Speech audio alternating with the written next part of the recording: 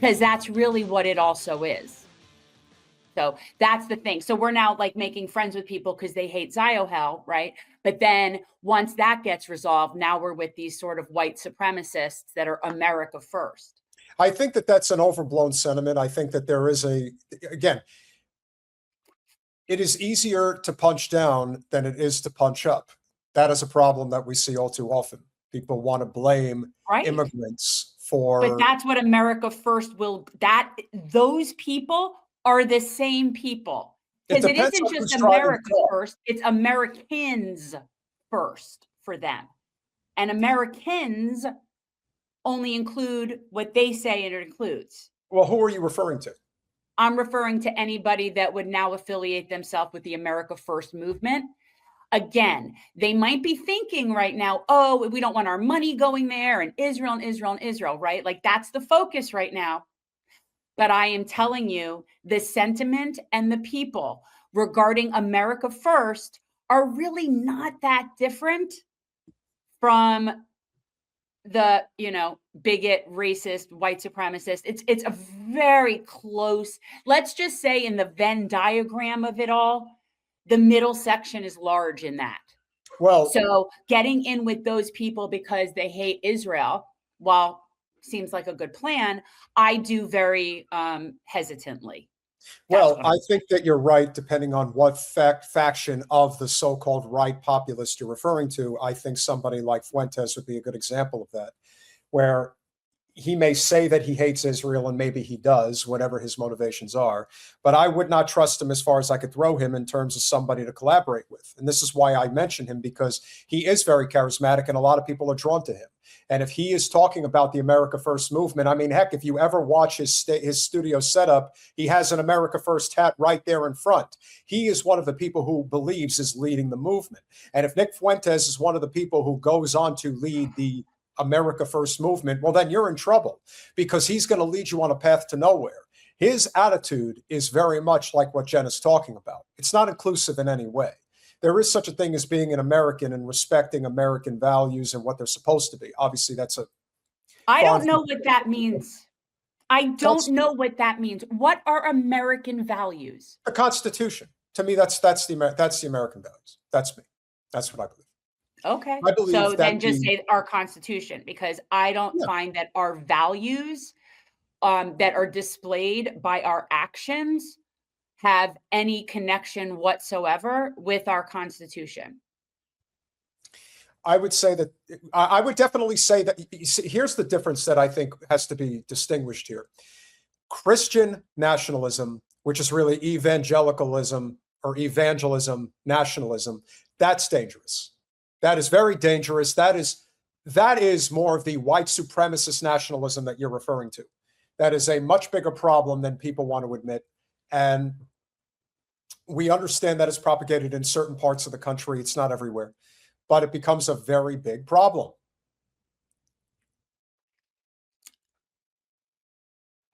Are you saying anything? Oh, I'm waiting to see what you have to say about that. My wife is a brown immigrant that I brought here. It's controlled. You brought her here? You brought her here like property. You brought her here. Okay. I don't think you meant it's a controlled and limited process, but we don't need non-American family immigration. So in other words, if you bring someone here as sort of like for you as an American, that's fine. But other people who come here as a family that aren't brought here by someone, those people are not worthy. I'm just trying to understand what these parameters are. Is this like bigot immigration 101? Peter, where are these people coming from? Anywho. Yeah. A white nation would be safe and intelligent, laughing out loud. Why hate on that? Combat 84. Let me go. Let me get it. You're not going to like it here. I'm going to say this. I'm going to be very clear. You may look at other parts of the world and see that there are white nations, predominantly white, that are in, let's say, Northern Europe, that have it together. And you'd be wrong. And you'd be wrong. Dude, I've lived in the toughest neighborhoods. I've lived in neighborhoods where I was the only white person. So make whatever seriously, you are presumptions not you going want to to find make. your people here, people. So anyway, the point is, I think this also gets back to the very controversial issues of the very top of our society that people simply can't see or they refuse to see. Most people in the United States do not understand how the banking system works, do not understand how there is segmentation that has been done for generation after generation based on racial, cultural demographics, which areas get bank investments, which don't, who gets bank loans, who gets rejected, who gets bank loans with little to no interest fees, and who has to pay the regular marks. Let me tell you something. This ain't a joke. This is real. And so while it may feel cathartic to suggest that a white neighborhood is a safe neighborhood, and generally speaking, if you're talking about predominantly white, upper middle class neighborhoods, do they tend to be more safe than others? Certainly. But that's the socioeconomic issue, not a race issue. That is a huge, that is as big a part of it as anything. That's not everything. Can I say something to whoever thinks I don't live in a, what's interesting is actually my street is pretty mixed. We have several Black farmers, generational Black farmers that are in this valley. And it is pretty interesting here. But my whole life, I lived in places that were pretty diverse. So, yeah. You know. I've also said a great example in the United States is the denigration of Mexican Americans. And this goes back many years.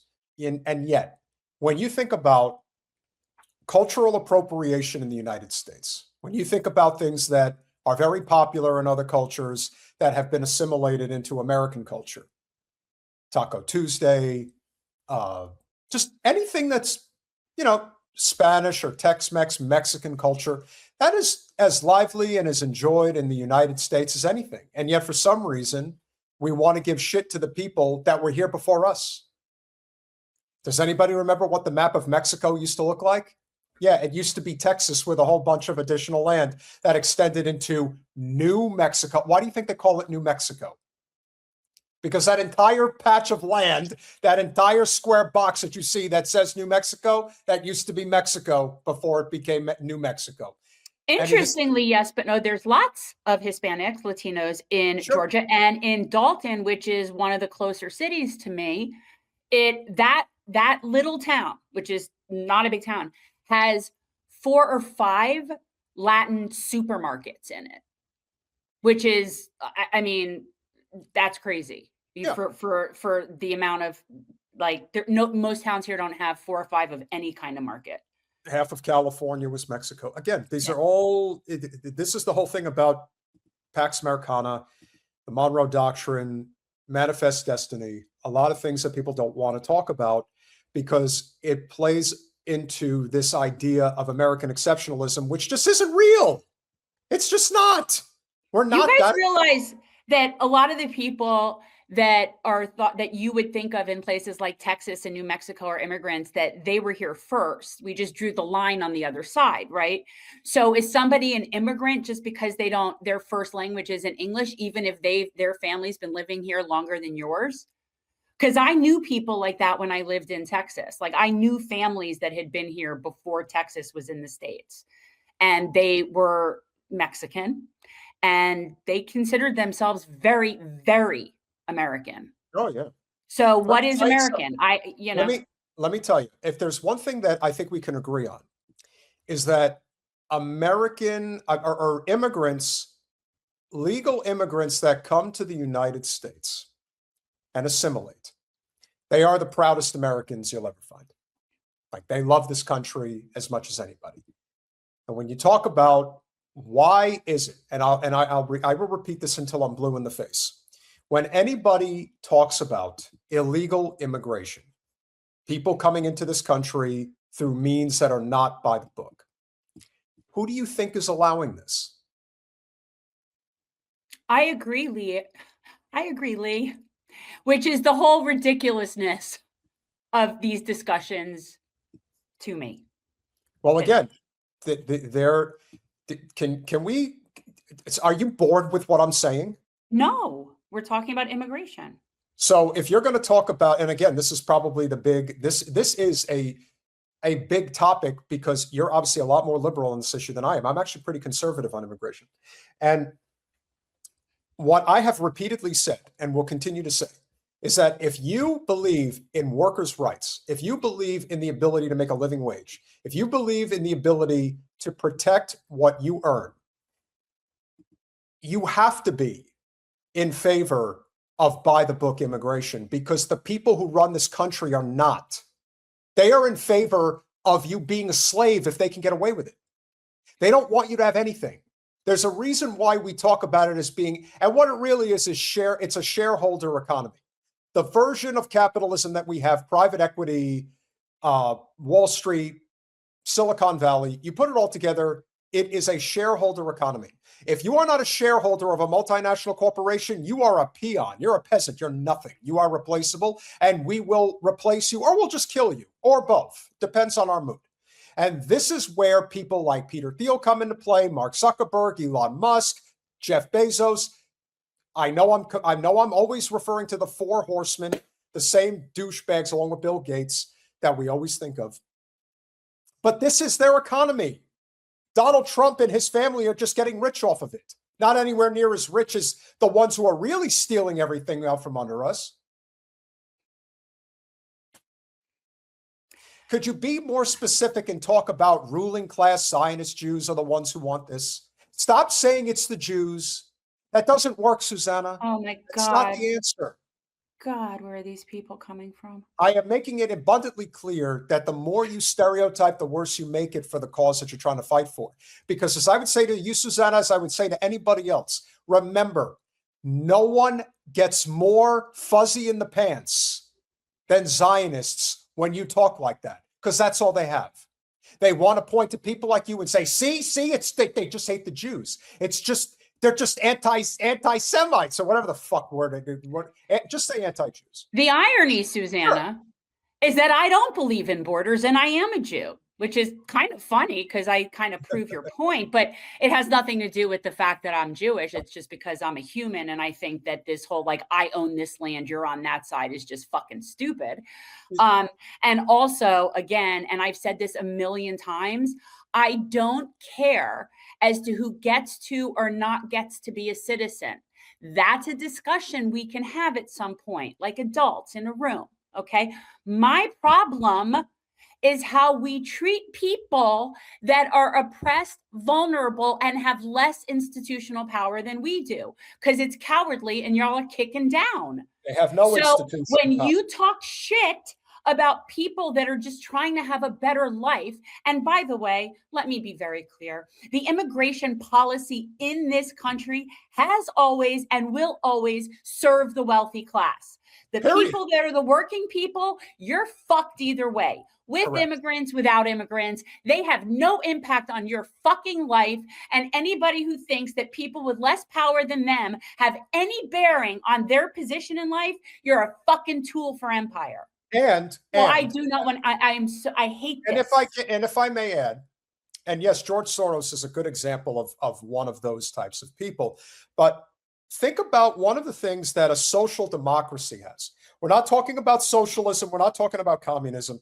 We're talking about a mixed capital economy, one that is traditionally seen in places like Australia, Japan, parts of China, Germany, the UK, Northern Europe, and the Scandinavian countries, without questioning. Jen, take that down. Please stop feeding the trolls. I want people to understand something, and this is very important. Why don't you find out what type of opportunity you would have to form a worker co-op where you are and see what happens? Worker co-ops are considered a mainstay in places like Sweden, Norway, Finland. You go to places like that, and that's one of the reasons they don't even have a minimum wage. They just have amazing worker rights. And because they have these worker rights, they have the ability to negotiate living wage terms. They have universal health care. They have universal child care. They're able to take paid sick leave. They have all of these basic necessities that no one in America would know what the fuck it is if they got thrown at them. They would think they were committing a crime by accepting it. And yet in these countries, these things are they're just part of the system. And yet we're living in a nation today that we do not have pitchforks or AR-15s ready, locked, and loaded to go, when the president of the United States is talking about a military budget of $1.5 trillion.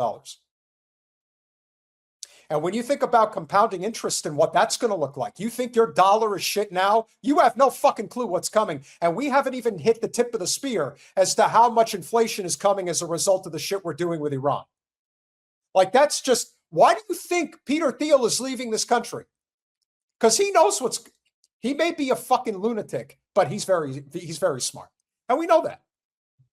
And he's smart enough to know, I better figure out how to get out of here, because I know when the shit hits the fan, I'm one of the people they're coming for. They're going to have to build a fucking fortress around Argentina. That's what they're going to have to do, because that's where they're all going to go. They're going to be trapped there. And while everything just completely falls apart, we're looking around thinking to each other, you know, if we just blamed a few more immigrants, we might just solve our problem. No, it's because that's why we don't solve problems. And that's, again, not to say that we should have open borders. But if you think that the reason... You should be scared. Yeah, if you think that the reason that we can't solve anything is because we haven't tightened the borders enough, you will never tighten the borders enough, because the people who actually own your ass will never allow it to happen.